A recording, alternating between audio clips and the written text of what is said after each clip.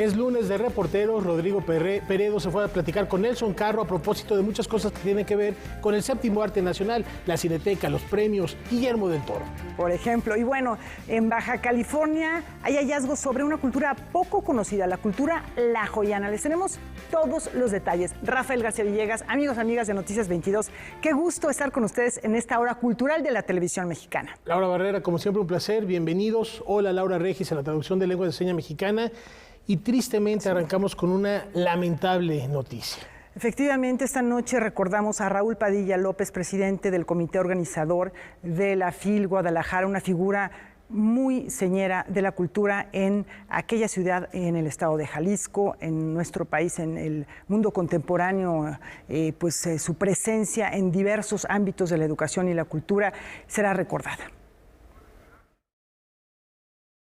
Gracias a la literatura, las civilizaciones tienen la capacidad de estarse reinventando, de estarse descubriendo, de verse permanentemente en el espejo, de autocriticarse, y por ello yo sostengo que la literatura es la principal herramienta civilizacional de la humanidad. 43º rector de la UDG desde 1989 y hasta 1995. Catedrático, político y un incansable promotor de la cultura en México. Raúl Padilla López, presidente del comité organizador de la Feria Internacional del Libro de Guadalajara, perdió la vida el pasado domingo 2 de abril a los 68 años. Todo libro, y particularmente si es de literatura, bueno, hay libros de historia, hay libros de filosofía, conlleva necesariamente también una crítica. Sin la crítica no habría sociedades modernas. No podemos entender la evolución de la humanidad y los grandes saltos que dio a partir de la Edad Media con el descubrimiento, entre otras, precisamente de la imprenta. De acuerdo con el informe publicado por la Fiscalía del Estado de Jalisco, Raúl Padilla López se quitó la vida en su residencia de la colonia Vallarta Poniente en el municipio de Guadalajara. De manera preliminar se señaló que en la escena se encontró un arma de fuego y un recado póstumo, mismos que ya se han entregado a la carpeta de investigación. Nació en 1954, se formó en la Escuela Preparatoria Licenciado José Parrés Arias y en la Facultad de Filosofía y Letras de la UDG. Raúl se recibió en Historia en 1977 y encabezaría la Federación de Estudiantes de Guadalajara. Desde su etapa como universitario, mostró su inquietud por difundir la cultura, particularmente desde las letras y el séptimo arte. Hay muchas acepciones de la cultura, pero la cultura o lo cultural es todo aquello que se agrega a lo que es natural, ¿no? Ya tiene que ver con la creación, tiene que ver con la imaginación, tiene que ver con lo que en este caso nuestra especie, el Homo sapiens, ha podido agregar a la naturaleza en desarrollo, en crecimiento y sobre todo en nociones de pensamiento. Autoridades de cultura como Alejandra Frausto Guerrero, Marina Núñez Vespalova y personajes del arte y la academia como Enrique Krause, Guillermo Arriaga y Guillermo del Toro lamentaron el fallecimiento de Padilla en redes sociales. La comunidad de la Universidad de Guadalajara le ha despedido trayéndolo a la memoria como uno de los promotores culturales más importantes de nuestra historia reciente y como el líder que transformó a la UDG en la segunda universidad más grande de México. Mientras más educación, mientras más años de educación y formación acumulan las diversas sociedades, mejores estadios de desarrollo, mejores y mayores niveles de desarrollo. Descansa en paz, Raúl Padilla López. Desde aquí un abrazo fraterno a sus familiares y amigos. Y bien, les informamos que los museos Frida Kahlo y Mural Diego Rivera tienen nuevos timoneles. Los museos Frida Kahlo y Anahuacalli comienzan una nueva etapa.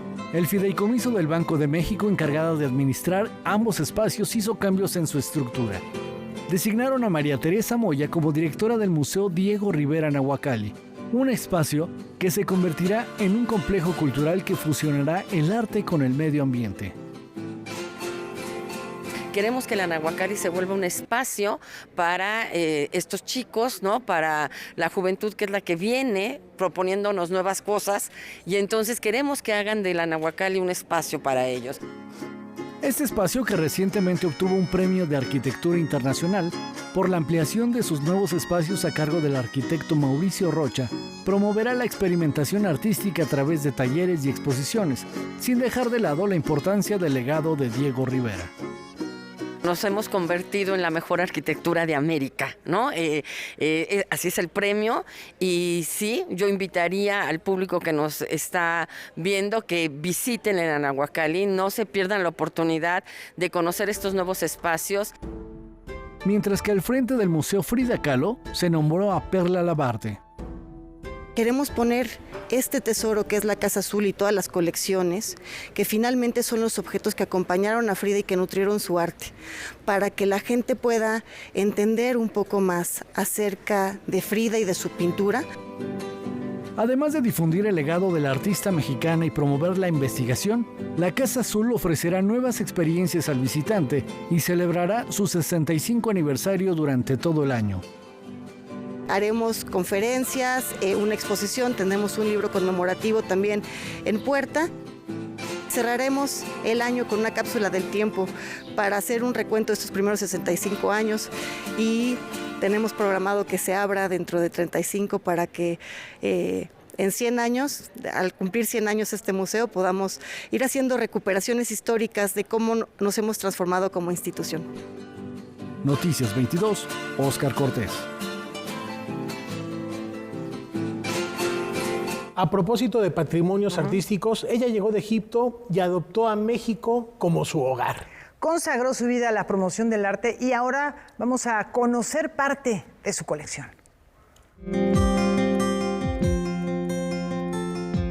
Con la exhibición de piezas de su colección, el Museo de Arte Popular le rinde un homenaje a María Teresa Hermán de Arango. Esta es una pequeña muestra, ¿no?, de una colección que hizo una mujer enamorada de México, enamorada de las piezas de arte popular, de su cultura y comprometida con los artesanos. Originaria de Egipto, María Teresa Hermán de Arango llegó a México en la década de los 70. Cautivada por la riqueza cultural del país, se dedicó a recorrer, conocer y descubrir a los artistas populares, que derivó en una colección amplia y diversa. Mi mamá, al enamorarse de la pieza, se enamoraba del artesano. Entonces era un amor que pasaba de una pieza y de esa pieza decía, bueno, ahora quiero saber quién está detrás de la pieza y quiero saber qué comunidad está detrás de la pieza y quiero saber todo acerca de esa pieza. Su pasión la llevó a presidir la Asociación de Amigos que daría fuerza a la creación del Museo de Arte Popular. Ella lo que buscaba era compartir con todos la riqueza cultural de México. Esta exposición muestra su interés por enaltecer, apoyar y promover a los creadores mexicanos.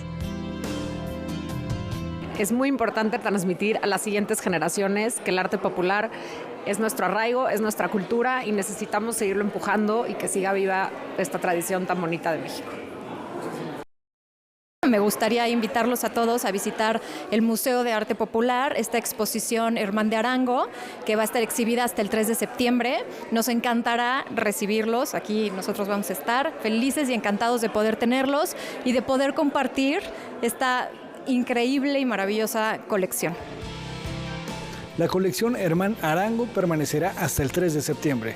Con imágenes de Ramón Ríos y Francisco Hidalgo, informó Óscar Cortés. Después de exhibir las momias, el INAH se deslinda de posibles daños al patrimonio de los guanajuatenses. Aquí la información completa. Del 26 al 29 de marzo se realizó en nuestra ciudad capitalina la 47ª edición del Tianguis Turístico, evento dedicado a la venta de productos y a la promoción de los múltiples atractivos de México. En el evento se exhibieron las denominadas momias de Guanajuato y gracias a unas fotografías publicadas en medios de comunicación, el Instituto Nacional de Antropología e Historia señaló que al menos uno de los cuerpos presenta indicios de proliferación de posibles colonias fúngicas. En el comunicado que publica esta dependencia, se señala que el INAH nunca recibió una solicitud de autorización o asesoría para el manejo y el traslado de dichas piezas. Se desconoce incluso cuál fue el objetivo de tener estos cuerpos momificados en el evento. Ante esta situación, el instituto dice deslindarse de los posibles daños causados por el traslado y el daño que puedan causar los posibles agentes patógenos, pues este tipo de restos requieren de cuidados especiales y un manejo cuidadoso. Al tratarse de patrimonio muy peculiar, el INAH desarrolló una comisión de especialistas para la atención, el manejo y la conservación de los cuerpos, pero hasta ahora, asegura el comunicado, no se les ha convocado para una valoración de las piezas.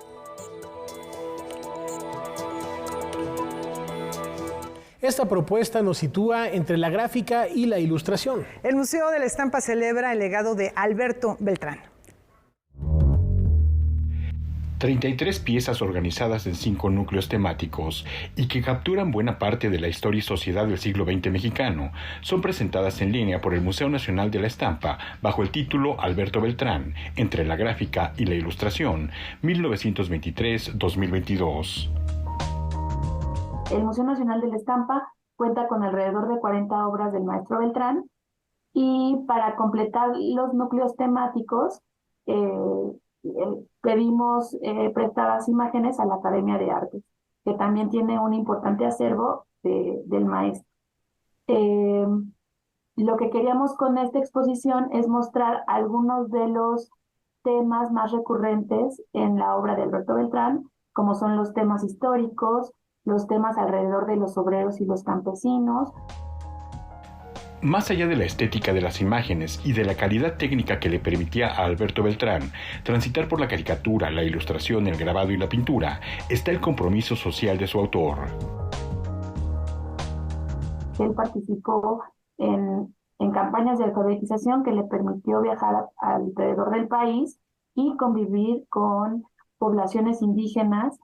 Él también colaboró con el muy temprano Instituto Nacional Indigenista, para quien hizo folletos y libros también para la enseñanza de los idiomas y el rescate de los idiomas indígenas.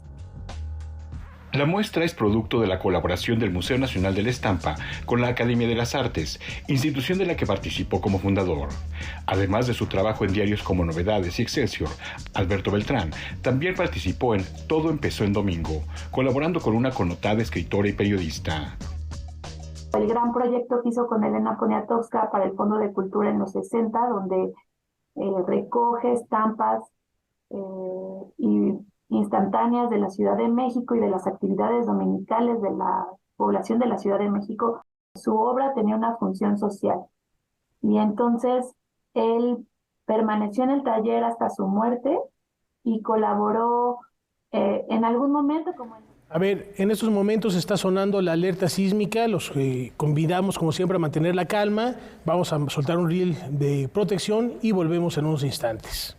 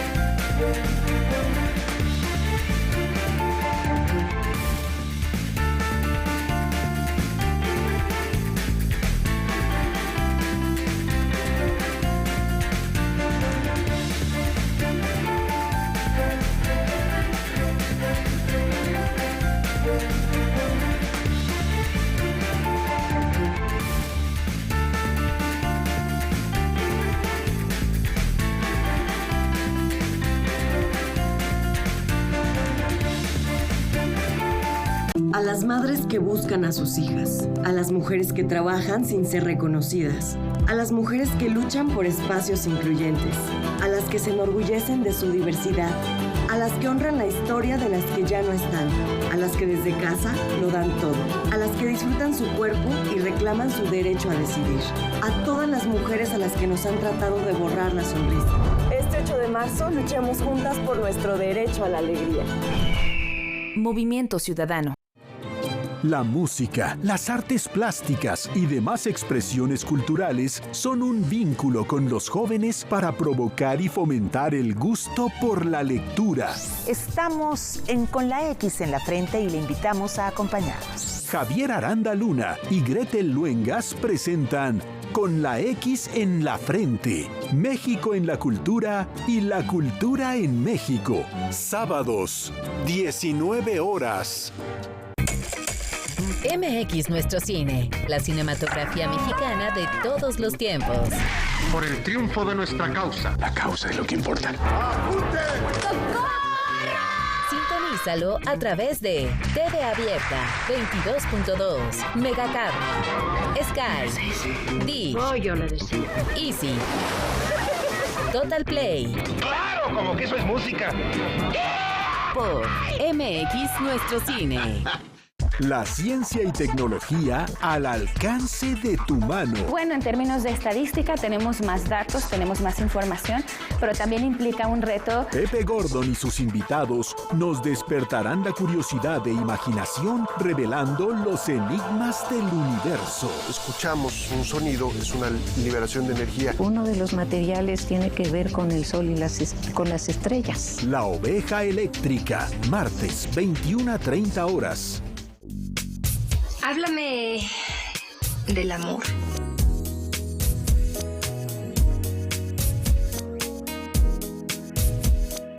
El amor no se piensa, se siente o no se siente.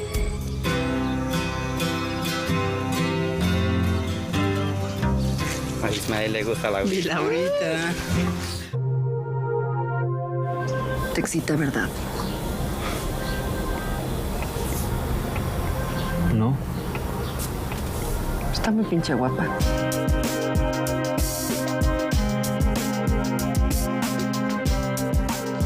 Estoy desesperado, Susana. No puedo vivir sin ti. Me tienes como perro sin dueño. Yo también estoy sola. El amor y la amistad las encuentras en MX, Nuestro Cine.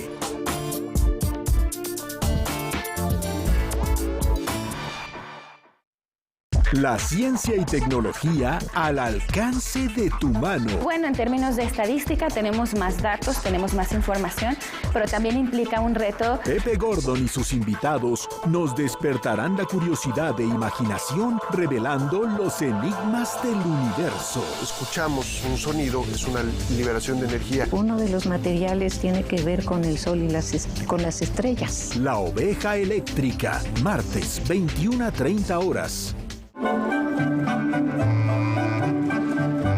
Somos inevitablemente entrometidos. No podemos dejar de mirar, de tocar, de preguntarnos el porqué de las cosas. Hagamos un recorrido por algunas corrientes filosóficas y conozcamos a sus principales exponentes. No fuisteis hechos para vivir como brutos, sino para perseguir la virtud y el conocimiento. Esto es Filosofía, miércoles, 22:30 horas. MX Nuestro Cine, la cinematografía mexicana de todos los tiempos. Por el triunfo de nuestra causa. La causa es lo que importa. ¡Apunte! Sintonízalo a través de TV Abierta, 22.2, Megacable, Sky, Dish, Easy, Total Play. ¡Claro! Como que eso es música. Por MX Nuestro Cine.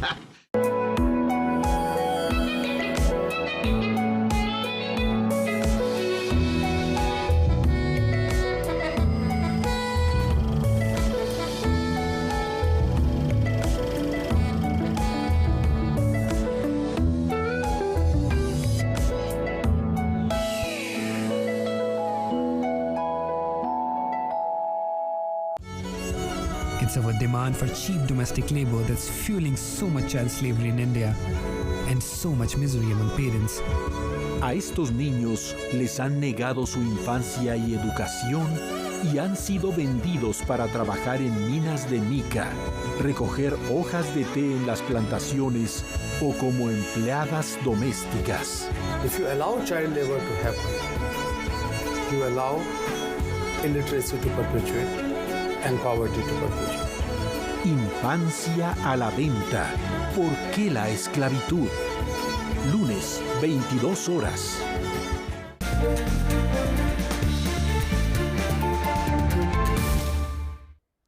Estamos de regreso en Noticias 22. Siguiendo los protocolos de seguridad, les informamos que la alerta sísmica se activó por un sismo de 5.2 grados en la escala de Richter, localizado a 15 kilómetros al norte de Puerto Escondido, Oaxaca, esta noche del lunes 3 de abril a las 8 de la noche con 11 minutos y 57 segundos.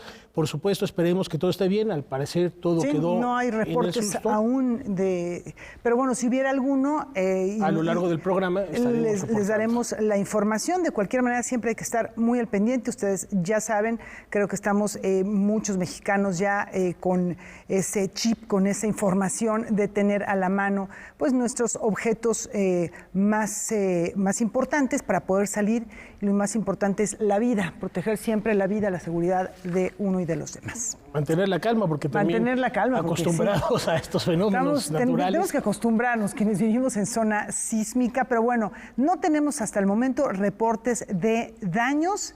Y continuamos con la información que les hemos preparado para el día de hoy. Estábamos justamente antes de esta interrupción platicando acerca de una exposición en el Museo de la Estampa en torno a la obra de Alberto Beltrán. Vamos a continuar con ello.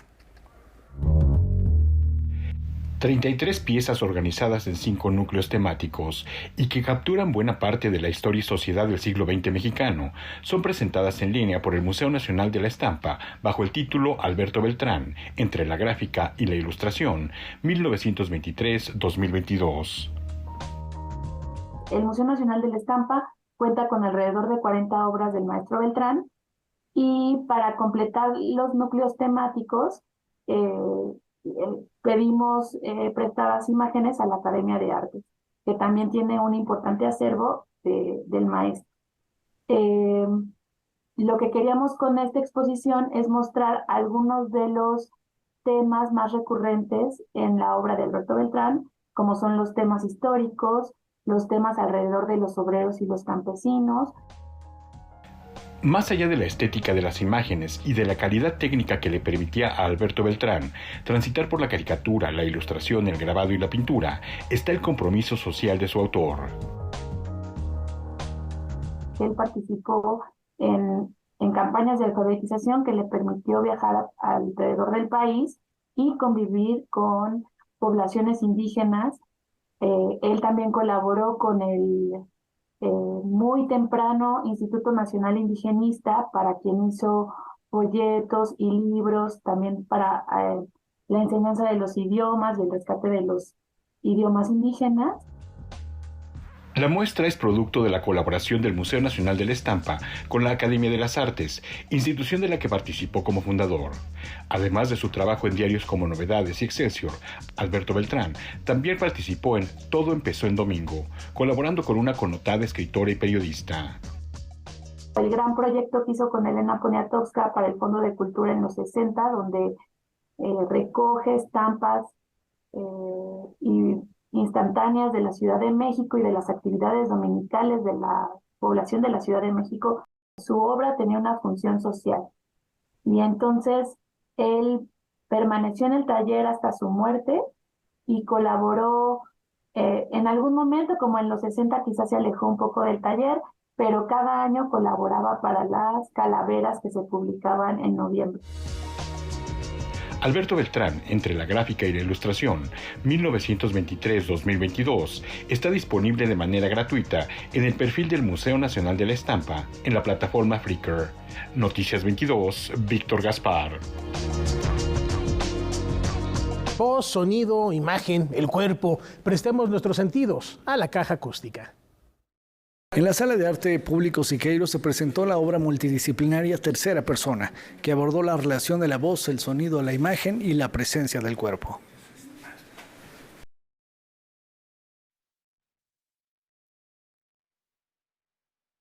Nos unimos los tres con tres diferentes disciplinas para crear un mismo sonido, y cada quien con su sapienza o con su experiencia pues vamos creando todo este experimento sonoro.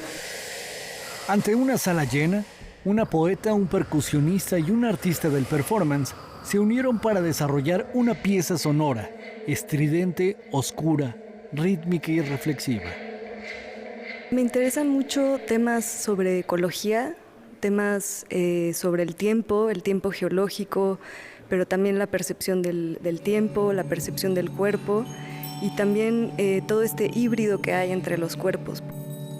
Una exploración de límites y expandir las posibilidades de un museo.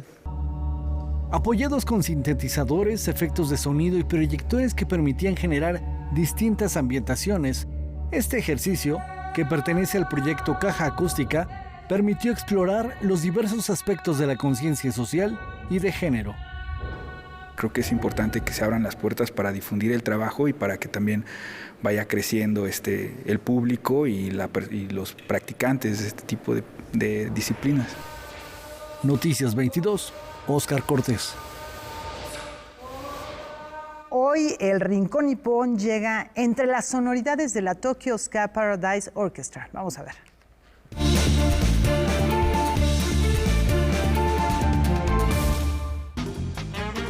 Konnichiwa amigos, soy Miri Murasaki y hoy en Rincón Nippon hablaremos sobre el grupo japonés Tokyo Ska Paradise Orchestra, quienes se han ganado el corazón mexicano. Se formó en 1985 en Tokio y comenzó como un proyecto universitario que después se formalizó para convertirse en lo que hoy conocemos también como Ska Para. Es un grupo que ha influenciado a muchas bandas de todo el mundo por su estilo único que combina ska con elementos de jazz, rock y música tradicional japonesa. En México, esta banda ha tenido gran presencia.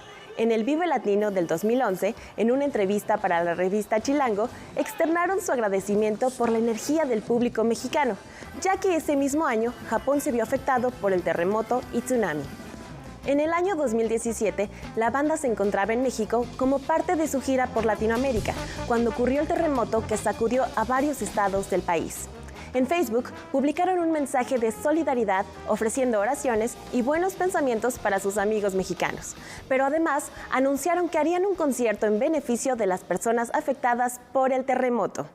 Este año volvieron a México con el motivo del Festival Vive Latino 2023, en donde aprovecharon para mostrar su cariño y amistad. Estamos contigo es la frase que utilizaron para expresar el cariño al regresar por fin a los escenarios mexicanos, después de los desastres naturales vividos en el pasado en ambos países y la reciente pandemia. El pasado 20 de marzo, en una ceremonia muy especial en la que interpretaron una versión de nuestra canción Cielito Lindo, recibieron un reconocimiento por parte del embajador de Japón en México, Noriteru Fukushima, por ser elementos clave en el fortalecimiento de la amistad entre México y Japón. E hicieron énfasis en su lema, el paraíso no tiene fronteras. En este evento también mencionaron que les encantaría colaborar con artistas mexicanos como Panteón Rococó y Café Tacuba. Yo soy Miri Murasaki y nos vemos a la próxima por Rincón Nippon. ¡Sayonara! Y en medio de la polémica, Rusia asume la presidencia del Consejo de Seguridad de la ONU.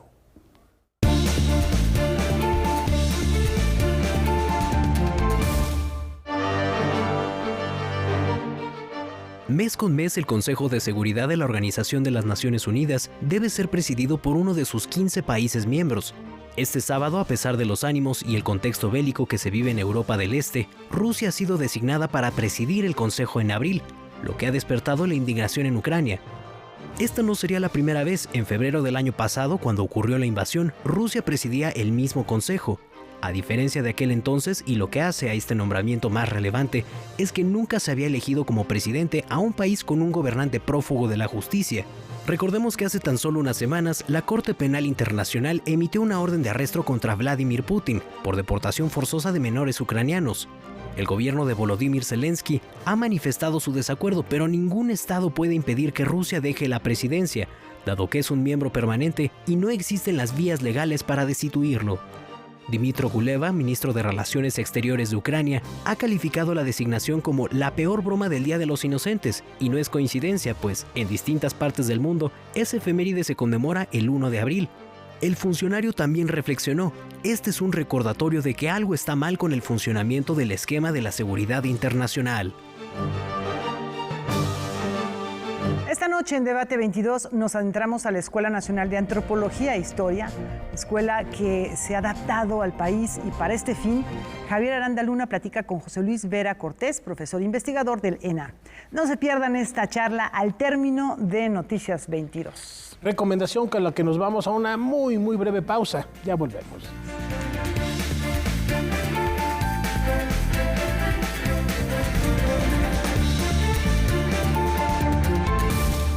La ciencia y tecnología al alcance de tu mano. Bueno, en términos de estadística tenemos más datos, tenemos más información, pero también implica un reto. Pepe Gordon y sus invitados nos despertarán la curiosidad e imaginación revelando los enigmas del universo. Escuchamos un sonido, es una liberación de energía. Uno de los materiales tiene que ver con el sol y con las estrellas. La oveja eléctrica, martes, 21:30 horas. MX Nuestro Cine, la cinematografía mexicana de todos los tiempos. Por el triunfo de nuestra causa. La causa es lo que importa. ¡Apunte! Sintonízalo a través de TV Abierta, 22.2, Megacable, Sky, Dish, yo lo decía. Easy, Total Play. ¡Claro! Como que eso es música. Por MX Nuestro Cine.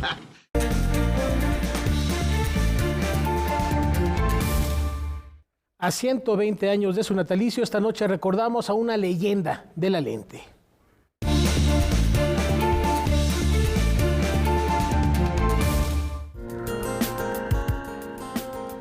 Un día como hoy, pero de 1903, nace en Lagos de Moreno, Jalisco, Dolores Martínez de Anda, mejor conocida por el nombre que adquirió en su matrimonio, Lola Álvarez Bravo. Retratista profesional, artista plástica y reportera gráfica, pero la historia también la recuerda como la primera fotógrafa mexicana y una de las creadoras más influyentes del siglo XX. Han habido pocas miradas como la de Martínez de Anda. Su talento y versatilidad con la lente le permitieron abarcar campos muy diversos como el de la fotografía documental y el fotomontaje. En la época de los grandes muralistas, fue un referente de la organización de exposiciones. Ella se desempeñó como jefa del departamento fotográfico del IMBAL y se integró al Instituto de Investigaciones Estéticas de la máxima casa de estudios. La vida de las calles en la capital y en la provincia fueron un tema recurrente en su trabajo, al igual que las luchas sociales y la cultura de los pueblos originarios. Sus imágenes se imprimieron en la revista El Maestro Rural de la Secretaría de Educación Pública. Aunque se separó de Manuel Álvarez Bravo a mediados de los 30, ella siguió utilizando los apellidos en su sello como artista. Lola se alejó de su vida profesional 4 años antes de su muerte en 1993, pero dejó un legado que le mantendrá viva por siempre. Hoy la recordamos a 120 años de su natalicio. Con el Festival Animalística, este singular recinto de la Ciudad de México celebra su primera centuria. Han pasado 100 años desde que el zoológico de Chapultepec abrió sus puertas al público. A manera de celebración y a pocos días del inicio del Festival Animalística, se inauguró una muestra fotográfica con la que conoceremos parte de la historia y cómo se ha transformado a lo largo de un siglo.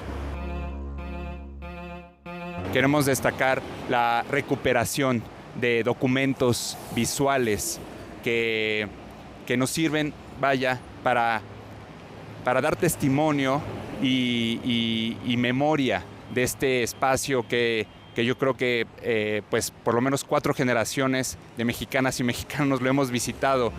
La primera piedra de este zoológico que conocemos se colocó exactamente el 6 de julio de 1923 y su construcción terminó hasta 1924. La muestra, para recorrer la amplia historia del zoológico, se ha dividido en 5 núcleos temáticos y 2 subnúcleos. Aquí se puede ver el plan original de la obra y se hace memoria de diferentes momentos que marcaron el lugar, como la llegada de los primeros pandas de China, la construcción de una línea de tren para recorrer el terreno o el cuidado de distintos animales que en 1923 se encontraban en peligro de extinción, como el búfalo americano.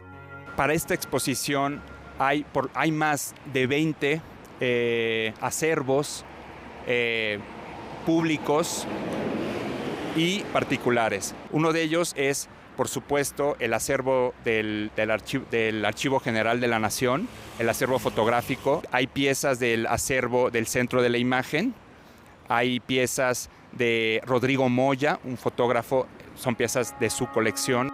A la lista se suma la mirada de Bob Shalwick y Luis Márquez, pero también una colección de piezas de la Biblioteca Miguel Lerdo de Tejada. Este es un esfuerzo de varias instituciones impulsado y presentado por la Secretaría de Medio Ambiente de la Ciudad de México a través de la Dirección Ejecutiva del Bosque de Chapultepec. La muestra fotográfica Zoológico de Chapultepec, Alfonso Luis Herrera, 100 años haciendo historia, se exhibirá en la Galería Acuario sobre las rejas del Bosque de Chapultepec hasta el 9 de julio. Con imágenes de Daniel Rodríguez y Juan Carlos Valencia, reportó para Noticias 22 Rodrigo Peredo. Fue el hombre que dio música a referentes del séptimo arte de la mano de Bertolucci, de Oliver Stone, de Almodóvar y de Alejandro González Iñárritu.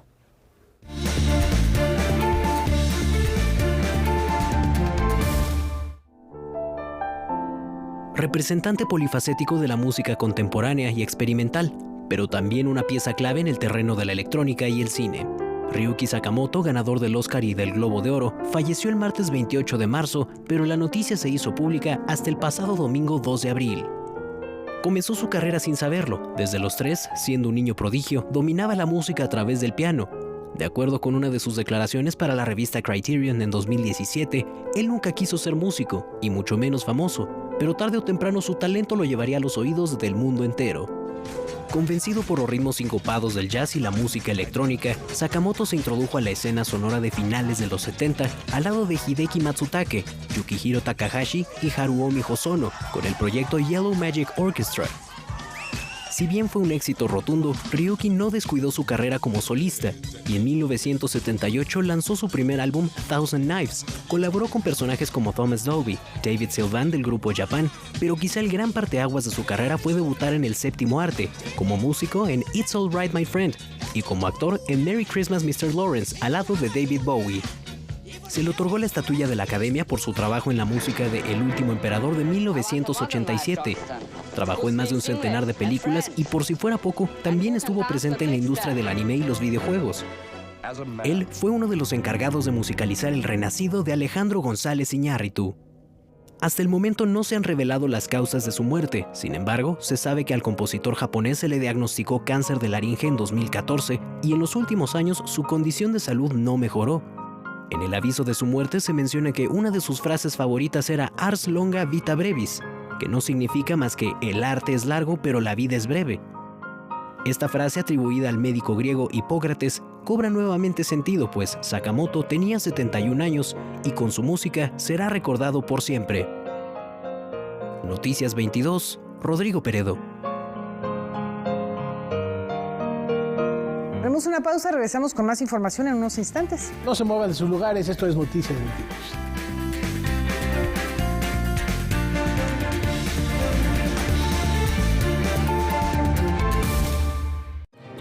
La música, las artes plásticas y demás expresiones culturales son un vínculo con los jóvenes para provocar y fomentar el gusto por la lectura. Estamos Con la X en la frente y le invitamos a acompañarnos. Javier Aranda Luna y Gretel Luengas presentan Con la X en la frente, México en la cultura y la cultura en México. Sábados, 19 horas. ¿Y es necesaria la antropología? Eso le preguntamos a José Luis Vera. Pues en un país como este, con un pasado tan diverso, con un presente tan diverso, me parece que la antropología es vital, y una institución como la ENA, que este año cumple 85 años, da cuenta de esas diferencias y de esa unidad que tenemos como pueblo mexicano. De esto y de los grandes retos que enfrentará la ENA en los próximos años hablaremos aquí después del noticiero. Hoy, 21 horas.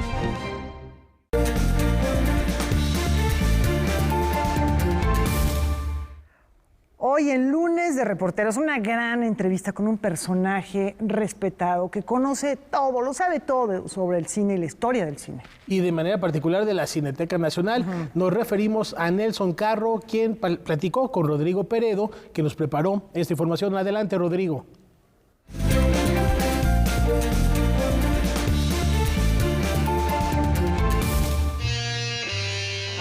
La Cineteca Nacional posee uno de los acervos fílmicos más importantes de México. En sus bóvedas resguarda poco más de 80,000 rollos de distintas épocas y formatos. Su labor no solo es preservar, sino también difundir, y sí, su compromiso está con el cine mexicano, pero a lo largo de su historia también ha vuelto la mirada a producciones del extranjero, poniendo un particular énfasis en América Latina.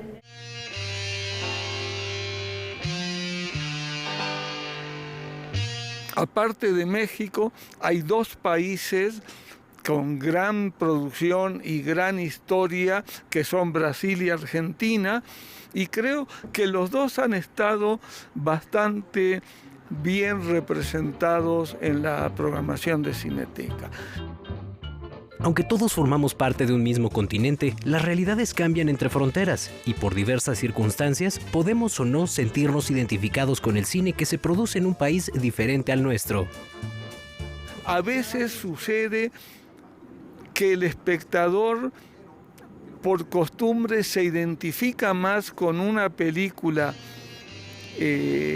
estadounidense que con una película colombiana o argentina, o que oye una película argentina o colombiana y parece que no se entiende. En el caso de Brasil, esa situación se vuelve todavía un poco más compleja por la diferencia de lengua, ¿no? Es decir, Brasil de alguna manera es un país aislado en el sentido de la lengua, pero que ha tenido una cinematografía muy, muy potente. Como director de difusión y programación de la Cineteca Nacional, Nelson Carro Rodríguez se ha empeñado en traer a la pantalla grande algunas de las películas que marcaron la historia de Brasil, labor que le ha merecido recientemente la Orden de Río Branco. Uno no trabaja, evidentemente, para recibir esos reconocimientos, uno trabaja porque le gusta lo que está haciendo, porque cree que es importante, pero recibir ese reconocimiento sin duda me emociona y me honra y me siento muy bien, no hay por qué negarlo, ¿no? Nelson Carro Rodríguez se encontró accidentalmente con la crítica cinematográfica. Se acercó a los cineclubes a temprana edad y ahí halló un espacio sin esperar algún tipo de remuneración. Dejó su natal Uruguay para venir a nuestro país y trabajar en la Filmoteca de la máxima casa de estudios. Motivado por Emilio García Riera, se aventuró a escribir sobre cine en el periódico 1+1. Años más tarde, sin dejar su vocación, entraría a la Cineteca Nacional. Creo que es un poco un camino, variantes de lo mismo, ¿no? Es decir, cuando uno ve cine y cuando le gusta el cine y cuando empieza a buscar más, empieza también de alguna manera a sistematizar lo que ve. De ahí a escribir hay solo un paso, que puede ser mayor o menor, pero es un paso. Y después de escribir a programar es como pasarse de alguna manera al otro lado. Él considera que el crítico cinematográfico periodístico es una especie de intermediario que da al público las herramientas suficientes para confrontar o entender una obra. El paso de los años y el acceso a la información que nos da la tecnología, a su parecer, han cambiado un poco las reglas del juego. Buena parte de la época en que yo escribía no existía internet, no existían las redes, y entonces el público, digamos, el público de cine no necesariamente tenía acceso o le interesaba acceder a revistas especializadas de cine. Entonces, para el crítico tenía una función más importante, sobre todo en dar contexto. Sin embargo, creo que en buena medida la crítica sigue siendo como ese intermediario. Existe el cine comercial y el cine de expresión personal, asevera el maestro Carro. El primero de ellos se concibe como un producto de consumo, mientras que el otro tiene una intención mucho más artística de principio. El formato o los medios con los que se realizan no determinan la calidad. Una producción a la que se le han invertido millones puede que no sea una obra maestra, y una película pequeña grabada con celular puede que sea una pieza sorprendente que necesita ser vista por todos. El crítico puede hacer o decir muchas cosas, pero hay algo que es importante y es llamar la atención sobre ciertas películas. Llamar la atención sobre una película pequeña que se está exhibiendo en una sala, sí es importante y puede hacer la diferencia en la cantidad de público que asiste a ver esa película, ¿no? La distribución de grandes trabajos es por lo que ha apostado siempre la Cineteca Nacional, un testigo que mantiene vivo el espíritu de los artistas de nuestra industria. Ha tenido en todas las épocas representantes importantes, ¿no? El año pasado exhibimos aquí una retrospectiva de todo el cine sonoro y se pudieron ver películas de los 50 y de los 60, películas verdaderamente sorprendentes por su calidad. A veces se piensa, bueno, el Indio Fernández y Buñuel, bueno, no, hay 20 cineastas que cuando uno empieza a revisar y descubrir son grandes maestros, grandes realizadores con una obra compleja que vale la pena revisar. Grandes creadores que introdujeron nuevas posibilidades para el cine con su obra, y esto pareciera ser una constante que se extiende a nuestros tiempos y que trasciende fronteras. Quizá el mexicano referente más próximo es Guillermo del Toro, que hace tan solo unos meses obtuvo el Globo de Oro, el BAFTA y el Oscar a Mejor Película Animada con Pinocho. Afortunadamente encontró un camino que le permitió hacer lo que él siempre quiso, con grandes presupuestos y sin tener que renunciar a su cine personal, ¿no? El caso ahora de Pinocho es muy notable porque es una película de animación hecha con muchísimos medios, con muchísimo dinero, y sigue siendo una película de Guillermo del Toro.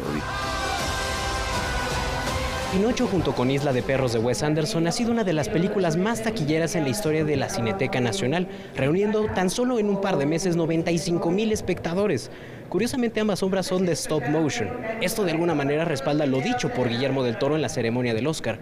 La animación está lista para llevarse al siguiente nivel. Siempre he pensado que el cine de animación no es un género menor ni un género para niños, y esas películas se pueden ver como una película con actores, ¿no? Finalmente, el hecho en que el actor sea una persona de carne y hueso o el actor sea dibujado no hace ninguna diferencia a efectos de lo que la película transmite, ¿no? Gracias a Nelson Carro por esta entrevista, y además es un agasajo ir a la Cineteca, es uno de mis sitios favoritos, no sé tuyo, Rafa. No, también, ¿no? No, y estoy esperanzado de que ya pronto abran la otra sucursal aquí en el Centro Nacional de las Artes y que se replique la magia que hay en este recinto ahí en la colonia Joco. Gracias, Rodrigo, por este reportaje. Antes de despedirnos, rapidísimo la actualización. El Sismológico Nacional dice y hace una actualización que el sismo fue de 5.5 grados en la escala de Richter, con epicentro en Puerto Escondido, como lo informábamos. El presidente de la República en su cuenta de Twitter también informó que al parecer no causó daños mayores ni en la Ciudad de México ni en Oaxaca, si ya están actuando todos los protocolos de protección civil y de Secretaría de la Defensa Nacional. Por su parte, el gobernador de Oaxaca, Salomón Jara Cruz, dice que después del sismo en Puerto Escondido han activado todos los protocolos de seguridad necesarios para verificar posibles afectaciones. Y también en su cuenta de Twitter, Claudia Sheinbaum, jefa de gobierno de la Ciudad de México, dice que se reporta saldo blanco, una muy buena noticia después del susto. Buena noticia después del susto. Y pues para salir con algo muy agradable, vamos a tener un recuerdo de un gran músico muy, muy querido, Mario Lavista, quien hoy cumpliría 80 años de edad. Buenas noches.